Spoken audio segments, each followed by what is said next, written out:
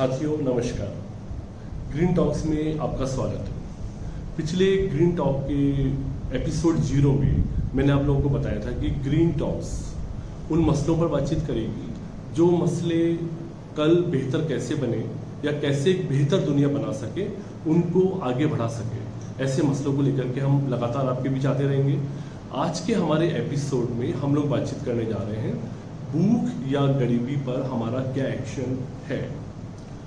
मैं आज का जो मेरा चर्चा है वो भारत के परिप्रेक्ष्य में है, क्योंकि भूख और गरीबी दुनिया की 1/3 से ज़्यादा भारत के अंदर है। तो मैं आज जो चर्चा कर रहा हूँ भारत के परिप्रेक्ष्य में बातचीत कर रहा हूँ। मित्रों, जब मैं आपसे बात कर रहा हूँ कि भारत के अंदर गरीबी और भूख दोनों बहुत बड़ी मात्रा में, और हमें भारत को अगर आगे ले जाना है तो किसी भी तरह से भूख और गरीबी की समस्या से निजात पाना होगा।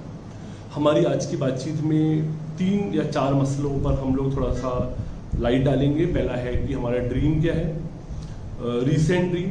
दूसरा हम लोग बातचीत करेंगे हमारे फैक्ट्स क्या हैं। तीसरा हम लोग बातचीत करेंगे कि हम कैसे अपनी स्थिति को बेहतर बनाएं। और चौथा हमारी बातचीत होगी कि बाधाएं क्या हैं, हर्डल्स क्या हैं हमारी इस सारे मसले के अंदर। जब मैं ड्रीम की बात करता हूँ, आप इस बात को अच्छी तरह से जानते हैं कि भारत की आज़ादी को 75 वर्ष होने वाले 2022 यानी आज के 2 साल बाद भारत की आज़ादी के 75 साल हो जाएंगे। भारत की उम्र 75 साल होगी। पूरे देश ने और ख़ास तौर से हमारी जो केंद्र सरकार है उसने एक ड्रीम लोगों को दिखाया कि भारत की अर्थव्यवस्था $5 ट्रिलियन की बन जाए। और ये $5 ट्रिलियन की अर्थव्यवस्था बनने का मतलब है कि हम दुनिया की तीसरी बड़ी अर्थव्यवस्था के तौर पर सामने आने वाले हैं। जब हम $5 ट्रिलियन की बातचीत करते हैं तो मैं आपको ये बताना चाहूँगा कि अभी हमारी जो अर्थव्यवस्था है वो करीबन $3 ट्रिलियन की है। यानी कि हम 1.5 से 2 गुना आगे बढ़ना चाहते हैं। अब जब $5 ट्रिलियन की अगर हम अपनी अर्थव्यवस्था करना चाहते हैं तो हमें भारत में ज़्यादा लोगों को काम पर लगाना होगा, भारत के लोगों को ज़्यादा उत्पादन करना होगा, ज़्यादा काम करना होगा, ज़्यादा मेहनत करनी होगी। और जब हम ज़्यादा मेहनत करेंगे, ज़्यादा काम करेंगे तो निश्चित तौर पर गरीबी को हम कम करने में कामयाब हो पाएंगे। हो सकता है गरीबी का खात्मा कर सकें। हमें लोगों की भूख को मिटाना होगा और हमें असल में हमारा जो लक्ष्य है वो 0 हंगर है कि एक भी आदमी भूखा ना सोए। तो इस दिशा में जब हम आगे बढ़ते हैं तो कुछ फैक्ट्स में मैं आपसे बातचीत करना चाहूँगा। मैं अपनी दृष्टि से जब भारत के लोगों की डेमोग्राफी को अलग अलग तरीके से विभाजित करता हूँ तो मैं भारत को 4 भागों में बांट लेता हूँ। मेरे जो 4 हिस्से हैं उसमें है BPL यानी कि बिलो पॉवर्टी लाइन, और दूसरा मेरा हिस्सा है ऊपर की तरफ आ रहा हूँ मैं अभी, रिच क्लास यानी कि जो अपर क्लास है, जिसको लोग अपर क्लास मानते हैं, जिसमें हम लोग टैक्स पेयर्स को ले सकते हैं या जो आर्थिक तौर पे मजबूत हैं उन लोगों को ले सकते हैं। इन दोनों के बीच में, अपर क्लास और BPL के बीच में 2 डिविजन्स में बीच में लेके आना चाहूँगा। एक है अपर मिडिल। ये ऐसे लोग हैं जो कि सिस्टम को काफ़ी प्रभावित करते हैं। ये ऐसे लोग हैं जिनकी वजह से लोगों की ओपिनियन मेक होती है। एक तीसरा और एरिया है जो मेरे ख्याल से सबसे ज़्यादा बड़ा और सबसे महत्वपूर्ण क्षेत्र है, और इसको मैं कहना चाहूँगा अनऑर्गेनाइज्ड क्षेत्र, अनऑर्गेनाइज्ड सेक्टर, असंगठित क्षेत्र। यानी कि मैंने 4 हिस्से बताए आपको, अपर मिडल, अनऑर्गेनाइज्ड और BPL। जब मैं BPL की बात करता हूँ, क्योंकि देखिए गरीबी अगर आप मिटाना चाहते हैं और आप चाहते हैं कि लोगों की भूख कम हो या ख़त्म हो जाए, 0 हंगर पर हम लोग पहुँच जाएं, आपको इस बात को समझना होगा कि दूसरे लोगों को काम करना होगा, दूसरे लोगों को अवसर पैदा करने होंगे, तब हम BPL के लोगों को BPL की सिचुएशन से बाहर निकाल पाएंगे। भारत सरकार के अनुसार इस देश में करीब 20% लोग BPL के अंदर अभी आते हैं। मैं आपको ये बताना चाहूँगा कि व्यक्तिगत तौर पर मैं जो परिभाषाएं भारत सरकार ने या UN ने या दूसरी एजेंसीज ने तय की है कि BPL कौन होगा, इसको लेकर के मेरा मतभेद है। मैं इसको बिल्कुल स्वीकार नहीं करता हूँ। लेकिन हमारी आज की वार्ता में ये मुद्दा नहीं है कि BPL की परिभाषा क्या है। आज की वार्ता हमारी ये है कि भारत की आबादी में 20% लोग BPL की श्रेणी में आते हैं, यानी गरीबी की रेखा के नीचे आते हैं। और जब मैं ये बात कर रहा हूँ कि हमें हंगर और पॉवर्टी को ख़त्म करना है, तो निश्चित तौर पर हमें बीपीएल की सिचुएशन को इम्प्रूव करना है, उन्हें ऊपर लेकर के आना है। और इनको ऊपर जो लेकर के आने वाले लोग होंगे वो मेरे ख्याल से अनऑर्गेनाइज सेक्टर होगा, क्योंकि अपर मिडिल यथास्थितिवादी है, वो बेहतर काम कर रहा है, तो वो जहाँ बैठा है वो वहाँ संतुष्ट है। अपर मिडिल क्लास जिसकी संख्या बहुत कम है, हालांकि रोजगार के अवसर दोनों जो ऊपर वाली ग्रुप है वो पैदा करते हैं, लेकिन जो काम अनऑर्गेनाइज सेक्टर कर सकता है वो अपर मिडिल और अपर क्लास नहीं कर सकता। इसलिए मेरी बातचीत का जो मेन फोकस जोन है वो अनऑर्गेनाइज सेक्टर के लोग हैं। अब ये बात आएगी कि ये अनऑर्गेनाइज सेक्टर के लोग कौन हैं और ये अनऑर्गेनाइज सेक्टर के लोग कितने हैं। तो देखिए, एक दुख की बात मैं आपको शेयर करना चाहूँगा कि देश के अंदर अनऑर्गेनाइज सेक्टर के लोगों के ऊपर एक बड़ा भिन्न भिन्न तरीके की व्याख्याएं कि कितने लोग ऐसे हैं जिनको हम लोग अनऑर्गेनाइज सेक्टर के अंदर कह सकते हैं। नीति आयोग कुछ और मानता है, इकोनॉमिक सर्वे का डेटा कुछ और कहता है, और एम्प्लॉयमेंट अनएम्प्लॉयमेंट सर्वेज कुछ और डेटा दे रहे होते हैं। लेकिन मेरा ऐसा मानना है कि इन सब के डेटा को अगर हम लोग एक बार कॉमन तरीके से देखें तो देश के अंदर 85% लोग या 85% से ज़्यादा लोग अनऑर्गेनाइज सेक्टर के अंदर इस समय पर काम कर रहे हैं। अब ये लोग कौन हैं? ये लोग छोटे छोटे वो व्यापारी हैं जो आपके आसपास में होते हैं, जो आप और मैं भी हो सकते हैं, लेकिन कई बार हम इसको समझ नहीं पा रहे हैं। तो मैं सबसे पहले समझाना चाहूँगा कि मैं किन लोगों को अनऑर्गेनाइज्ड बोल रहा हूँ। अनऑर्गेनाइज्ड का पहला मतलब ये है कि जिनको रेगुलर सैलरी या फिक्स मंथली इनकम नहीं होती है, जो वेरी करती है, या उनको तनख्वाह नहीं मिलती है या उनकी इनकम वेरी कर रही होती है, मोटे तौर पर वो लोग अनऑर्गेनाइज्ड में आते हैं। दूसरा, जिनके पास में किसी तरह की सोशल सिक्योरिटी नहीं है, जिनके पास में किसी तरीके का एक पक्का इंतजाम नहीं है, जो लगातार ऊपर नीचे होते रहते हैं, ऐसे सभी लोग अनऑर्गेनाइज्ड सेक्टर्स के अंदर माने जाते हैं। मोटे तौर पर मैं जब आपको गिनाऊंगा कि कौन से लोग अनऑर्गेनाइज्ड हैं, तो आप देखिएगा कि जैसे किसान अनऑर्गेनाइज सेक्टर के अंदर है। किसानों का कोई पक्का फिक्स इनकम नहीं है, उनका क्या नतीजा आने वाला है, वो कितना पैदा करने वाले हैं। तो देश की आबादी का बड़ा हिस्सा किसानों से बना हुआ है। डेली वेजेस के मजदूर अनऑर्गेनाइज सेक्टर के अंदर में आते हैं, जो कि रोज दिहाड़ी पर काम करते हैं, सुबह काम पे लगते हैं, शाम को कुछ मेहनताना उन्हें मिलता है।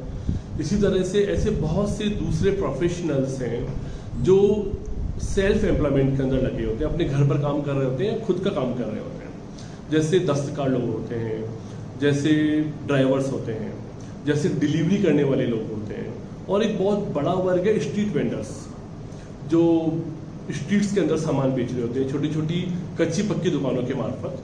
और एक दूसरा वर्ग होता है जो कि मैं कहूँगा कि छोटी छोटी फैक्ट्रियाँ या छोटे छोटे कारखाने हैं, जहाँ पे 10 से कम लोग काम करते हैं। कहीं 2 लोग काम करते हैं, कहीं 5 लोग, कहीं 7 लोग। बहुत सारे घरों में तो घर के जो परिवार के लोग हैं वही काम करते हैं, महिलाएं और बच्चे काम कर रहे होते हैं। जैसे नगीना का जो काम है, ज्वेलरी का जो काम है, या कपड़े में बहुत सारे ऐसे काम होते हैं कपड़े के अंदर, वो जैसे कपड़े की सिलाई है, टेलर्स हैं, जैसे आपके बार्बर्स हैं, जो नाई हैं जो करते हैं, ब्यूटिशियंस हैं। तो ऐसे बहुत सारे सेक्टर हैं जो निश्चित इनकम के अंदर नहीं है, जिनके पास कोई सोशल सिक्योरिटी नहीं है, कोई फिक्स सैलरी नहीं है, और वो वीक है, सोशली वीक है। तो इस तरह से ये सारा जो तबका है ये अनऑर्गेनाइज्ड ग्रुप है। अब ये जो अनऑर्गेनाइज्ड लोग हैं जिनके बारे में मैं अभी आपसे बात कर रहा हूँ, मुझे लगता है कि अगर इन्हें हम एम्पावर्ड करें, अगर हम इन्हें मजबूत करें, तो जितनी अपॉर्चुनिटीज जॉब की इनके थ्रू निकल सकती हैं, उतनी अपॉर्चुनिटीज अपर मिडिल क्लास और अपर क्लास के द्वारा नहीं निकल सकती है। अंबानी और अडानी उतने जॉब के अवसर पैदा नहीं कर सकते जितने गलियों में काम करने वाले छोटे छोटे स्ट्रीट वेंडर्स कर सकते हैं, जितने की किसान कर सकते हैं, जितने की छोटी छोटी फैक्ट्रियाँ जिसमें केवल 5 या 7 लोग काम करते हैं वो लोग पैदा कर सकते हैं, जितने की छोटे दुकानदार पैदा कर सकते हैं।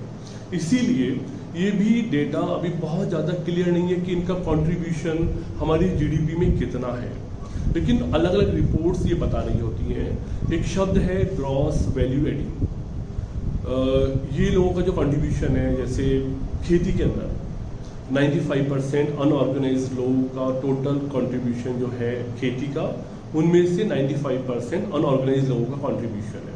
इसी तरह से अगर मैं ट्रांसपोर्ट फील्ड की बात करूं, हॉस्पिटलिटी फील्ड की बात करूं, तो 50% जो रोल है वो उन लोगों का है जो कि अनऑर्गेनाइज सेक्टर से इनके अंदर काम कर रहे होते हैं। एजुकेशन, हेल्थ, माइनिंग, करीब 10 से 20% कंट्रीब्यूशन अनऑर्गेनाइज सेक्टर के लोग हमारी जीडीपी के अंदर दे रहे होते हैं। जब इन सबको जोड़ते हैं, जब सभी लोगों का ग्रॉस वैल्यू एडिंग हम लोग जोड़ लेते हैं, तो करीब 50% कंट्रीब्यूशन अनऑर्गेनाइज सेक्टर के लोगों का हमारी जीडीपी के अंदर आता है।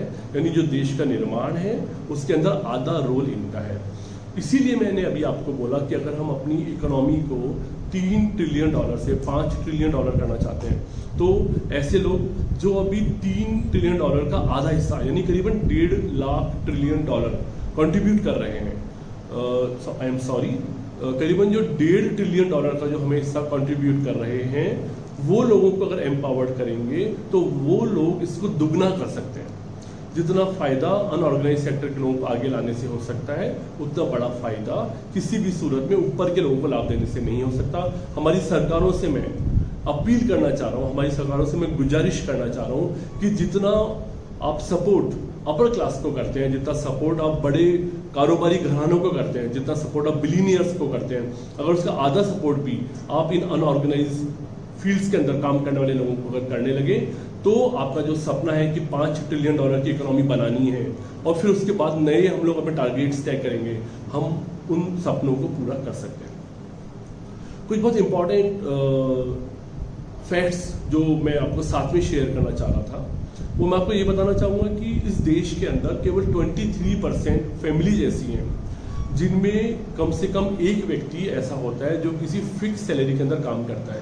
यानी कि 77% फैमिलीज, पूरे देश की 77% household totally unorganise system के अंदर इन्वॉल्व है। इसी तरह से मैं आपको ये बताना चाहूँगा कि 15 साल से बड़ी उम्र के जो लोग हैं उनकी आबादी का 47% हिस्सा काम कर रहा है।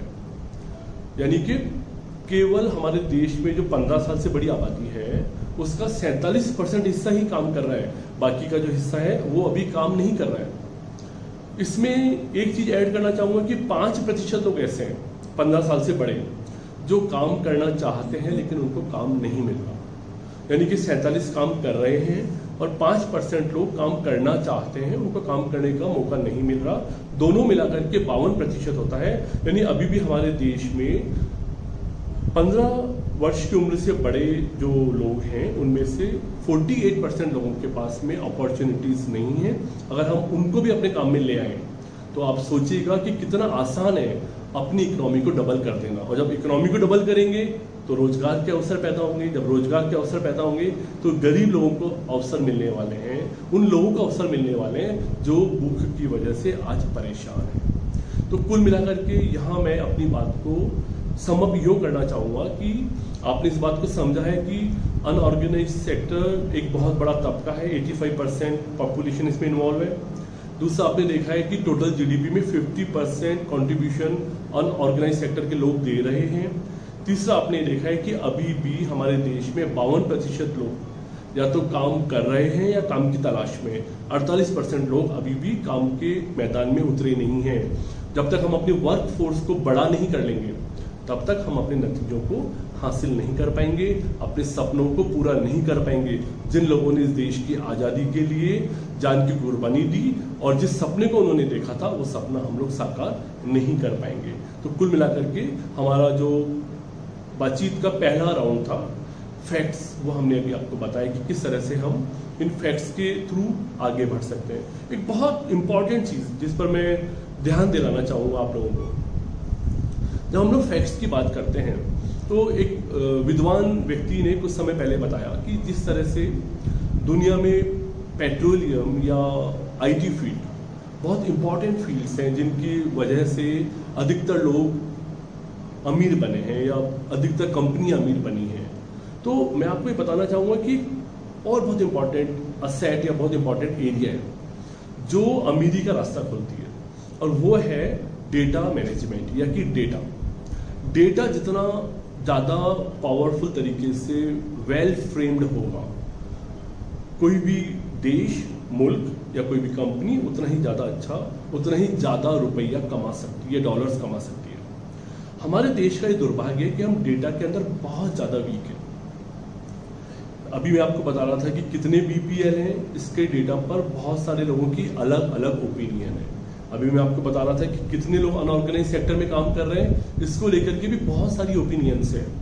जब मैं आपसे ये बात कर रहा हूँ कि कितने लोग वर्क फोर्स के तौर पर इंडिया में काम कर रहे हैं, इसको लेकर के भी बहुत सारे फैक्ट्स हैं। कोई पक्का और भरोसेमंद डेटा हमारे सामने नहीं है। आपने सुना है पिछले दशक में हम लोगों ने आधार कार्ड पे काम किया, लेकिन आधार कार्ड कितना सफल हुआ है, एक छोटे से आईडी कार्ड से ज़्यादा उसका कोई वैल्यू नहीं बन पाई है। जब तक हिंदुस्तान के अंदर डेटा को प्रॉपरली हम लोग कलेक्ट नहीं करेंगे, डेटा को प्रॉपरली हम लोग मैनेज करना नहीं सीखेंगे, तब तक हम गरीबी से और भूख से लड़ नहीं सकते। तो जो पहला सुझाव मैं देना चाहूँगा यहाँ पर कि हम कैसे अपने आप को $5 ट्रिलियन में पहुँचाएं, तो पहला है कि डेटा मैनेजमेंट बहुत पावरफुल हो। हम डेटा को बहुत बेहतर तरीके से कि कौन आदमी कहाँ रहता है, क्या करता है, कितनी इनकम है, किस तरीके के रोजगार से जुड़ा हुआ है और कितना कमा लेता है और क्या स्किल्स हैं उसकी फैमिली का सेटअप क्या है, फैसिलिटीज़ क्या हैं, उसकी नीड्स क्या हैं। अगर ये हर चीज़ डेटा बैंक हमारे सामने हो और बिना दुरुपयोग किए हुए, बिना राजनीतिक उपयोग किए हुए इस डेटा का अगर सही दिशा में कुछ बुद्धिमान वैज्ञानिक और अर्थशास्त्री अगर बैठ जाएं, तो हम लोगों को सही दिशा दे सकते हैं कि उन्हें कल क्या करना चाहिए। डेटा के बाद में जो दूसरा महत्वपूर्ण एरिया मुझे नजर आ रहा होता है वो है ईज ऑफ डूइंग बिजनेस। लोगों को काम करने के लिए बेहतर अवसर उपलब्ध कराने के लिए रास्ता बनाना। आपने देखा है कि बहुत बार इस तरीके की सूचनाएं आती है कि बहुत जो बड़े बिलियनियर्स हैं उनके लिए भारत सरकार कई कानूनों को उल्लंघन करके, कानूनों को तोड़ करके भी मदद कर रही होती है, उन्हें बेल आउट्स दे रही होती है, उन्हें इस तरीके की सपोर्ट कर रही होती है कि वो अपने आप को अपनी जगह से ऊपर ले जाएं। मेरा ऐसा मानना है कि अगर आप बहुत ज़्यादा बिलियनियर्स को बेल आउट्स देना चाह रहे हैं या जो अपर क्लास को बेल आउट्स देना चाह रहे हैं, सपोर्ट करना चाह रहे हैं, कानून की दीवारों को से बाहर निकल करके उनकी मदद करना चाह रहे हैं, उससे ज़्यादा आपको ईज ऑफ डूइंग बिजनेस गरीब लोगों के लिए पैदा करना चाहिए। आपको स्ट्रीट वेंडर्स के लिए करना चाहिए, आपको ड्राइवर्स के लिए करना चाहिए, आपको डिलीवरी बॉयज़ के लिए करना चाहिए, आपको छोटे छोटे जो सेल्फ एम्प्लॉयड लोग हैं जो अपने घर के बाहर एक छोटी दुकान बना करके काम कर रहे होते हैं, उनकी मदद करनी चाहिए। आपको उन लोगों की मदद करनी चाहिए जो अपने घर के अंदर बैठ करके प्रोडक्शन करते हैं छोटा सा और उस प्रोडक्शन को बाजार के अंदर भेज देते हैं। इस तरह के जो छोटे लोग हैं, अगर उनके लिए हम ईज ऑफ डूइंग बिजनेस पैदा करें, ज़्यादा शानदार काम हो सकता है। एक चीज़ आपको मैं ध्यान दिलाना चाहूँगा, जो मोदी सरकार है, इन्होंने गवर्नमेंट पे आने के बाद पहली बात आप इस बात को देखिए कि आज़ादी के 60 साल के बाद 2008 के अंदर 61 साल के बाद हमारे देश में पार्लियामेंट के अंदर पहली दफ़ा अनऑर्गेनाइज सेक्टर्स के प्रोटेक्शन के लिए एक्ट आता है। यानी कि 61 साल तक हमने अनऑर्गेनाइज सेक्टर्स को बिल्कुल नज़रअंदाज किया है। इसके बाद भी मोदी गवर्नमेंट ने सरकार में आने से पहले बहुत ये बातें बोली कि पिछली सरकारों ने, खासतौर से यूपी गवर्नमेंट ने ईज ऑफ डूइंग बिजनेस की जगह पर लाइसेंस राज खड़ा कर दिया है और लोगों को काम करने में दिक्कत आती है। इसी वजह से उन्होंने कहा कि हमारी अगर सरकार आएगी तो हम ईज ऑफ डूइंग बिजनेस करेंगे। लोगों ने इन बातों को हाथों हाथ लिया, उनकी सरकार बनी है, दोबारा भी बनी है और 2016 में मोदी गवर्नमेंट ने, भारत के प्रधानमंत्री ने, भारत के श्रम मंत्री ने इस बात की घोषणा करी कि वो इस तरह के कुछ कार्ड लेकर के आने वाले हैं जो अनऑर्गेनाइज सेक्टर में काम करने वाले लोगों के लिए न केवल आइडेंटिटी कार्ड होंगे बल्कि उनके लिए सोशल सिक्योरिटी कार्ड भी होंगे। लेकिन उसके बाद शायद उनको ऐसा लगा कि अगर हम इसका पूरा डेटा तैयार कर लेंगे तो हमारी रेस्पॉन्सिबिलिटी भी ज़्यादा बढ़ जाएंगी। जब फिगर्स और डेटा सामने होता है तो लोग सवाल भी ज़्यादा कर सकते हैं। इसीलिए शायद 2016 और 17 में जब भारत सरकार ने घोषणा की कि हम अनऑर्गेनाइज सेक्टर के लोगों को एक कार्ड देने वाले हैं, WIN नाम से इन्होंने कार्ड डिक्लेयर किया था, लेकिन उसके ऊपर आज तक कोई एक्शन नहीं लिया। तो जाहिर तौर पर मैं ये कह सकता हूँ कि जहाँ 60 साल हमें एक्ट लाने में लग गए, वहीं पर अभी 10 साल से ज़्यादा हुए हम उस पर कोई बड़ा एक्शन नहीं ले पाए। हम उसको लागू नहीं कर पाए, तो इस तरह के जब मसले होंगे, जब हम अनऑर्गेनाइज सेक्टर के लोगों को सपोर्ट ही नहीं कर पाएंगे। मोदी जी ने थोड़े दिन पहले लोगों को बोला कि हम आपको लोन देंगे, बिना गारंटी के लोन हम आपको देंगे, मुद्रा लोन नाम से एक स्कीम लॉन्च की है। लेकिन ऐसे हजारों लोग मेरे कांटेक्ट में बार बार आ रहे होते हैं जो कह रहे होते हैं कि हम मुद्रा लोन लेना चाहते हैं लेकिन हमें बैंक सपोर्ट नहीं कर रही है। एक बैंक दूसरी बैंक में भगा देती है, दूसरी बैंक तीसरी बैंक में भगा देती है, और हर बैंक ये कह रही होती है कि हम लोग बिजनेस करने के लिए बैठे हुए हैं, हम लोग बिना गारंटी के लोन नहीं दे सकते। मैं भारत सरकार से सवाल करना चाहूँगा कि अगर आप ये चाहते हैं कि आपकी इकोनॉमी $5 ट्रिलियन बने, आप ये चाहते हैं कि अनऑर्गेनाइज सेक्टर के लोग ज़्यादा मजबूत बने, आप ये चाहते हैं कि गरीबी और भूख मिटे, जब तक आप जिस तरह से बहुत बड़े घरानों को लोन की फैसिलिटीज़ देते हैं, कम ब्याज के ऊपर बिना गारंटी का लोन, जब तक ये फैसिलिटी गरीबों को नहीं देंगे, छोटे लोगों को नहीं देंगे, आप इस बात का सपना देखना छोड़ दें कि आप इस देश की इकोनॉमी को $5 ट्रिलियन कर सकते हैं। आप इस बात का सपना देखना छोड़ दें कि ये देश एक बहुत बड़ी अर्थव्यवस्था बन सकता है, क्योंकि भारत के लिए वैसे भी ये बात कई बार कही गई है कि भारत एक अमीर मुल्क है और भारत के लोग गरीब हैं। और वजह यही है कि भारत की सरकारें हमेशा जब निर्णय ले रही होती है, फैसले ले रही होती हैं, तो उनके पास गरीब मैसेज देने के लिए तो टॉप प्रायोरिटी होता है, लेकिन एक्शन के अंदर कभी भी टॉप प्रायोरिटी नहीं होता। अब मेरे जो सुझाव थे, मैंने आपको बताया कि बहुत मजबूत डेटा बनाया जाए, मैंने आपको बोला ईज ऑफ डूइंग बिजनेस पे बहुत ज़्यादा तरीके से काम किया जाए, और इन लोगों को फाइनेंशियल सपोर्ट पहुंचाया जाए। तो 3 चीज़ें, data, ease of doing business और फाइनेंशियल सपोर्ट, ये 3 चीज़ें देकर के हम अनऑर्गेनाइज सेक्टर के लोगों को आगे लेकर के आ सकते हैं।